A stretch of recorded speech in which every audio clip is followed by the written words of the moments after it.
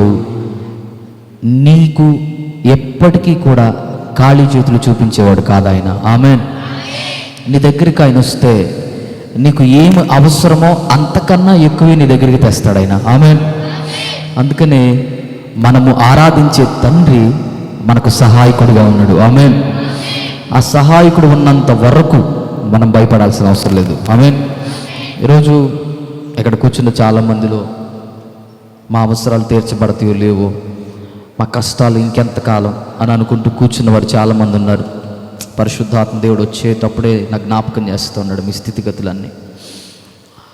ఆయన చెప్పమన్న మాట మీతో చెప్పి ఈ నెలంతయు దేవుడు ఆ వాగ్దానము చెప్పును మిమ్మల్ని నడిపించును గాక. ఆమేన్. ఫిలిప్పీయులకు రాసిన పత్రిక 4వ అధ్యాయం,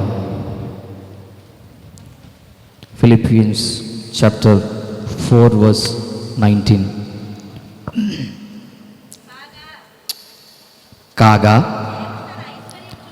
దేవుడు తన ఐశ్వర్యము చొప్పున క్రీస్తు యేసునందు మహిమలో మీ ప్రతి అవసరమును తీర్చును. హల్లెలూయా, హల్లెలూయా.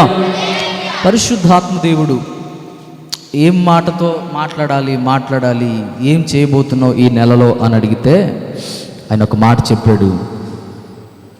నీ జీవితంలో నీ అవసరాలు తీర్చబడటానికి నీ దగ్గర ఏ ఐశ్వర్యం అయితే లేదని బాధపడుతున్నావో, ఏ విధమైన సహాయం లేదని బాధపడుతున్నావో, అది లేకనే కదా నీ పరిస్థితులు మారట్లేదు అనుకుంటున్నావు. అది లేకనే కదా గడిచిన సంవత్సరం ఎలాగుందో ఈ సంవత్సరం కూడా అలాగే ఉందని వేదనతో ఉన్నావేమో.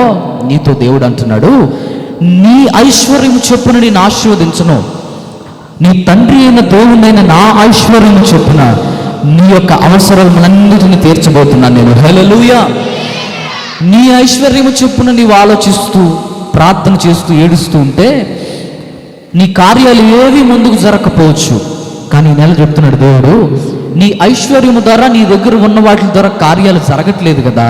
అందుకే పరమందున్న నా ఐశ్వర్యము ద్వారా నా ఆకాశపు ద్వారాలు విప్పి నీ అవసరాలు తీర్చబడుటకు కావలసిన సహాయం నేను అందించబోతున్నాను. హల్లెలూయా. ఆ సహాయము ఈ నెల మనందరము పొందుకుందుము గాక. ఆమేన్, ఆమేన్. దేవుడు ఒక కుటుంబంలో ఒక కుటుంబం యొక్క అవసరత తీర్చబడాలి అనంటే ఎవరి ద్వారా తీర్చబడుతుంది? ఎవరి ద్వారా తీర్చబడుతుంది ఆ కుటుంబం యొక్క అవసరత? ఆ కుటుంబాన్ని ఆ కుటుంబాన్ని పాలించే యజమాని, ఆ కుటుంబాన్ని ఏలుతున్న తండ్రి వలన ఆ తండ్రి ఆ కుటుంబాన్ని పోషించడానికి కావాల్సినవన్నీ తీసుకొని వస్తూ ఉంటే ఆ కుటుంబం యొక్క అవసరతలు తీర్చబడతా ఉంటాయి కదా. ఈరోజు సంఘమైన మన జీవితంలో, విశ్వాసులమైన మన జీవితాల్లో మనకు తండ్రి ఎవరున్నారు? పరమందున్న మన తండ్రి. ఆయన తప్ప మన అవసరాలను ఎవరూ తీర్చలేరు. చాలామందికి ఒక రకమైన ఒక గర్వంతో నడిపించబడుతూ ఉంటారు. పెద్ద పెద్ద బిజినెస్లు చేసేవాళ్ళు, పెద్ద పెద్ద కోటీశ్వరులు అందరూ. ఏంటో తెలుసా? మా తండ్రి గారు ఇంత పెద్ద ఆస్తిని సంపాదించి వెళ్ళాడు, ఆ ఆస్తిని మేము ఇంకా రెట్టింపు చేస్తున్నాము, మా నాన్నగారి ద్వారా మేము ఆశీర్వదించబడ్డాం అంటాడు ఒకడు. పెళ్లి చేసుకుంటే నా భార్య కట్నం తెస్తే దీవించబడ్డానంటాడు ఒకడు. అర్థమవుతుందా? సో ఒక్కొక్కళ్ళు ఒక్కొక్క మాట చెప్తా ఉంటే విశ్వాసగా మనము ఆశీర్వదించబడేది ఎవరి ద్వారానో చెప్పనా? మన తండ్రి అయిన దేవుని యొక్క కృపా మహదేశ్వరుని ద్వారా మాత్రమే. హల్లెలూయా. మనము చేసే పని వలన ఎన్నటికీ ఆశీర్వదించబడలేం. మనము చేసే ఉద్యోగాల ద్వారా అస్సలు ఆశీర్వదించబడలేం. మనం కష్టపడిన కష్టార్జితం ద్వారా ఎప్పటికీ మనం దీవించబడలేం. కానీ మనం దీవించబడడానికి కారణం ఎవరు? మనల్ని ఆశీర్వదించేవాడు ఎవరు అని అంటే మనము ఆరాధిస్తున్నావు. చూసావా? నీ అవసరాలు ఎన్నున్న దేవుని మందిరాన్ని విడిచిపెట్టట్లేదు. చూసావా? నీకు ఎన్ని కష్టాలున్నా, నీ హృదయంలో కన్నీటితో నింపబడిపోయినా, నీ అవసరాలు తీర్చబడకపోయినప్పటికీ హృదయంలో ఆ దేవుని విడిచిపెట్టకుండా ప్రార్థన చేస్తున్నావే, ఆ దేవుడు మాత్రమే. హల్లెలూయా. అందుకే అంటున్నాడు ఆయన, దేవుడు తన ఐశ్వర్యము చొప్పున క్రీస్తు యేసునందు మహిమలో మీ ప్రతి అవసరము తీర్చును. హల్లెలూయా, హల్లెలూయా. ఇప్పుడు ఒక తండ్రి ఎప్పుడు అవసరాలు తీరుస్తాడు? ఎప్పుడు అవసరాలు తీరుస్తాడు? ఆ తండ్రితో మనం కలిసి ఉన్నప్పుడు. ఇప్పుడు ఒక కుటుంబము ఆ తండ్రి యొక్క సంరక్షణలో ఉంటే ఆ తండ్రి చెప్పిన విధానంలో వెళుతూ ఉంటే, ఆ తండ్రికి ఇష్టానుసారంగా బ్రతుకుతూ ఉంటే, ఆ తండ్రికి దగ్గరగా ఉంటే ఏమవుతుంది? ఆ తండ్రి అవసరాలన్నీ తీర్చడానికి సమస్తం తెచ్చిచ్చేస్తూ ఉంటాడు కదా. ఈరోజు ప్రతి సంఘములో అద్భుతాలు జరగాల, మన కుటుంబాల్లో మేలులు పొందుకోవాలి అని అంటే ఆయన అంటాడు, మీ తండ్రి అయిన దేవుణ్ణైన నేను మీ అవసరాలు తీర్చడానికి సిద్ధంగానే ఉన్నా కదా. నేను మీ అవసరాలు తీర్చడానికి సిద్ధంగానే ఉన్నా. మరి నీకు నాకు ఏం దూరం చేస్తుంది మనల్ని? ఏదో ఒకటి దూరం చేస్తూ ఉండుంటుంది, అంతేనా? ఇప్పుడు ఆ తండ్రికి దగ్గరగా లేము అనంటే నీ అవసరం. ఇప్పుడు ఒక కరెంటు వైర్ ఉందనుకో అమ్మ, వైర్ కనపడుతుంది కదా. మరి వైర్ వేసినప్పుడు చిచ్చేసినప్పుడు లైట్ ఎలగాలి కదా. ఎందుకు ఎలగదు? వైర్ అక్కడే ఉంది, అది కనెక్షన్ ఇచ్చే ఉంది. కానీ దానిలోకి రావాల్సిన ఆ పవర్, ఎలక్ట్రిసిటీ ఏదైతే ఉందో దానికి అది అంటుకట్టబడి లేకపోతే ఏదైనా ఒక అడ్డంకు దానికి వస్తే ఏమవుతుంది? దానికి కావలసిన ఆ సప్లై అనేది అందదు. ఈరోజు మన జీవితాల్లో విశ్వాసులుగా ఉన్నప్పుడు మన దేవుడు, మన తండ్రి అయిన దేవుడు మనల్ని ఆశీర్వదిస్తాడు కదా. మరి ఆ దేవుడు ఆశీర్వదించకుండా ఏదో ఒకటి అడ్డంగా ఉంటుంది కదా, ఏదో ఉండాలి కదా. అదేంటో ఈరోజు దేవుడు మాట్లాడబోతున్నాడు. ఆమేన్. ప్రకటన గ్రంథం 2వ అధ్యాయం 4వ వచనం 3 నుంచి చదువుతాం. జాగ్రత్తగా వినండి. నీవు సహనము కలిగి నా నామము నిమిత్తము భారము భరించి అలయలేదు నీవు, నేను ఎరుగుదును. ఆయన అంటున్నాడు, ఇదిగో నా నామాన్ని గణపరచడానికి నీవెప్పుడు అలయలేదు, అలసిపోలే. నువ్వు ఎన్నో బాధలు పడ్డావు, ఎన్నో నిందలు అనుభవించావు, ఎంతో శ్రమ గుండా వెళ్ళావు. నేను అవేమీ మర్చిపోలే. నీవు నా కోసం ఎంత ప్రయాసపడ్డావో, ఎన్ని ఆటంకాలు ఎదిరించుకొని దేవుని మందిరంలో కూర్చుంటున్నావో, నీ కుటుంబంలో ఎంత శోధన, సహనం కలిగి నా దేవుడు ఏదో ఒక రోజు మేలు చేస్తాడులే అని దేవుని దగ్గరికి వస్తున్నావే, అవేమీ మర్చిపోలే. నేను అవన్నీ గుర్తుపెట్టుకొని ఉన్నా. కాకపోతే ఓ మాట అంటాడు, కింద చదవమ్మా. అయినను మొదట నీకుండిన ప్రేమను నీవు వదిలితివని నేను నీ మీద తప్పు ఒకటి మోపవలసి ఉన్నది. ఈ మాట చాలా జాగ్రత్తగా వినండి. ఒక తండ్రి మనతో మాట్లాడుతున్నాడు, మన పరమందున్న తండ్రి ఒక మాట చెప్తున్నాడు నీతో. ఏంటనంటే, బిడ్డ, నీవు నా నామము గణపరచబడటానికి ఎన్ని కష్టాలు వచ్చినా మందిరాన్ని విడవలే, ఎన్ని కష్టాలు వచ్చినా నన్ను ఒక్క మాట కూడా దూషించలేదు, ఎన్ని శ్రమలు గుండా వెళుతున్నా కానీ నన్ను నా చేయి విడిచిపెట్టలేదు. కానీ ఇన్ని చేసినప్పటికీ కూడా నీకు నాకు మధ్యలో ఒకటేదో ఆటంకంగా ఉంది, ఒకటేదో అడ్డంకిగా ఉంది, ఒకటేదో నిన్ను నన్ను కలవనివ్వకుండా చేస్తూ ఉంది. ఇన్ని చేసినా సరే నీ మీద ఒక తప్పు మోపవలసి ఉంది అని అంటున్నాడు ఆయన. ఒక చిన్న ఆటంకం ఏదో ఉంది. అందుకే ఇన్ని కార్యాలు చేసినా, ఎంత దేవుని కోసం ప్రయాసపడినప్పటికీ నీ జీవితంలో నీకు నాకు నీ అవసరాలు తీర్చేవాడినైనా తండ్రి అయిన నాకు నీకు మధ్యలో ఏదో ఒకటి అడ్డంకంగా ఉంది.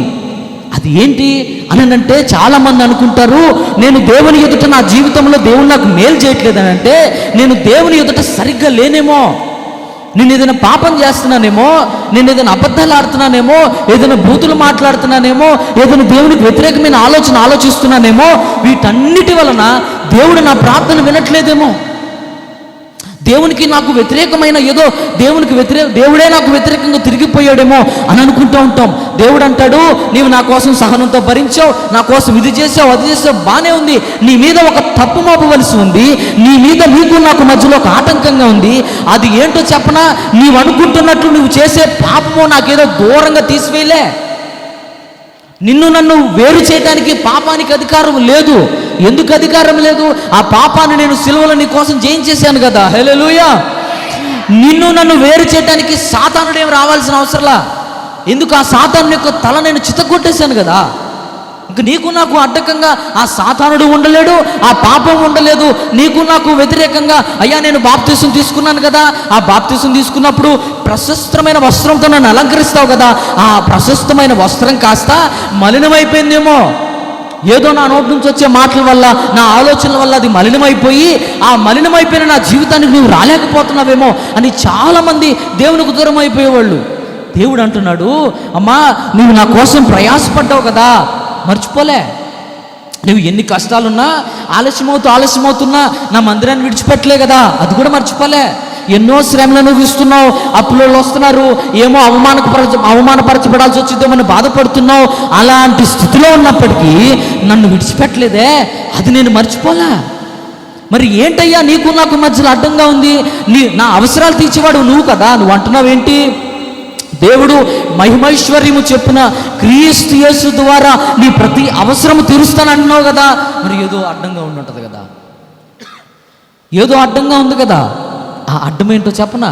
ఈరోజు పరిశుద్ధాత్మ దేవుడు అంటున్నాడు, బిడ్డ నీ అవసరాలు తీర్చడానికి నేను సిద్ధంగా ఉన్నా, నువ్వు ఎన్నో కార్యాలు నా కోసం చేస్తా ఉన్నా, ఎంతో శ్రమ అనుభవిస్తున్నా, నీ భర్త వద్దంటున్నా, నీ భర్త ఎన్ని నిందలు వేస్తున్నా, ఎంత అవమానపరుస్తున్నా నువ్వు నా దగ్గరికి వస్తున్నావు, బాగానే ఉంది. కానీ నేను నీ దగ్గరికి రావటానికి అడ్డంకంగా ఒకటి ఉంది. అది ఏంటో చెప్పనా నీకు? అదేదో నీవు అనుకున్నట్టు నువ్వు పాపం చేసేసావు, అందుకే కార్యాలు జరగట్లా, నీకు దేవునికి మధ్యలో ఏదో పెద్ద అడ్డంకం ఉంది అని అనుకుంటున్నావే, అదేమీ కాదు. ఏం అడ్డంకంగా ఉందో తెలుసా? నీవు నా మీద కలిగి ఉన్న ఆ మొదటి ప్రేమను విడిచిపెట్టేసావు అని చెప్తున్నాడు ఆయన. హల్లెలూయా. అసలు మీకు ఒక అద్భుతమైన మాట చెప్పనా? ఈ మాట చెప్తే మీకు కన్నీళ్ళు రాకుండా ఉండవు. ఏంటో తెలుసా? ఒక తండ్రి మాట్లాడుతున్నాడు, నీవు నన్ను మొదట్లో ఇలా ప్రేమించేవాడివి తెలుసా, నీవు నన్ను మొదట్లో ఇలా ప్రేమించేవాడివి, ఇప్పుడు ఎందుకు ఆ ప్రేమ లేదు, ఎందుకు నీవు నన్ను అలా ప్రేమించట్లా అని పరలోకమందున్న తండ్రి తన విశ్వాసులతో మాట్లాడుతున్నాడంట. పెళ్ళైన కొద్ది దినాల తర్వాత ఆ భార్య ఒకరోజు ఒక కుటుంబంలో ఒక ప్రాంతంలో విడాకుల కోసం అప్లై చేసిందంట. ఒక భార్య దేనికోసం అమ్మా? విస్తరాకులు కాదు, విడాకులు. దానికోసం అప్లై చేసిందంట.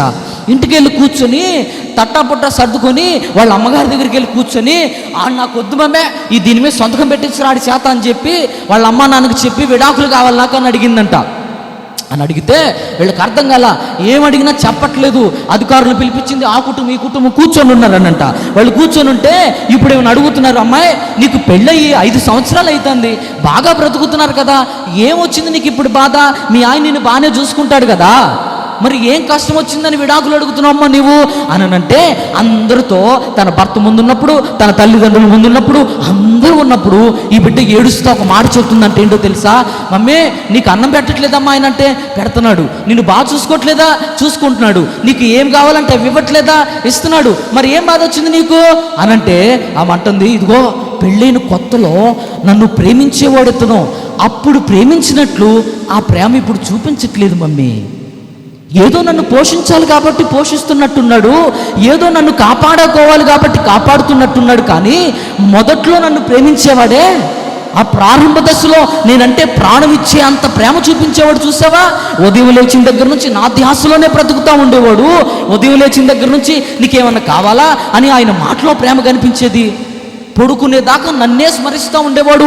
ఆఫీసులో ఉన్నప్పటికీ, అమ్మా ఏం చేస్తున్నావు, తిన్నావా ఏంటి అని నా గురించి తలుచుకుంటూ ఉండేవాడు మమ్మీ. ఇప్పుడు ఆ ప్రేమ లేదు నా భర్త దగ్గర. ఆ తొలిటి ప్రేమ కోల్పోయాను నేను. ఆ ప్రేమే నాకు బాగా నచ్చింది. ఆ ప్రేమ నా భర్త దగ్గర మరలా దొరకట్లేదు. అందుకే నాకు ఈ భర్త వద్దు, ఆ మొదటి ప్రేమే కావాలి నాకు అని చెప్తా ఉంటే వీళ్ళందరూ నవ్వుకుంటా ఉన్నారంట. కానీ ఆ బిడ్డ మాత్రం ఏడుస్తూ ఉందంట. ఎందుకో చెప్పనా? ఆ యొక్క భార్యకు తెలుసు ఆ మొదటి ప్రేమ యొక్క విలువ.